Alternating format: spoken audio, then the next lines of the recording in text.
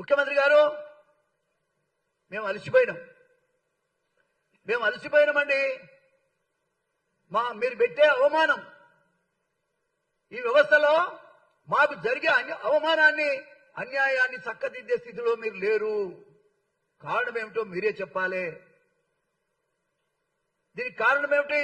నీ వెనుక గొంతులు దోగుతున్నారు నల్లి కుట్లోలు ఎవరు చెప్పమంటవా? అరే ఏం మాట్లాడుతున్నావా? నీ గవర్నమెంట్ కూలిపోవడానికి చాలా సిద్ధంగా ఉంది. నువ్వు ఒక్కడే పని చేస్తే కుదరదు కదా.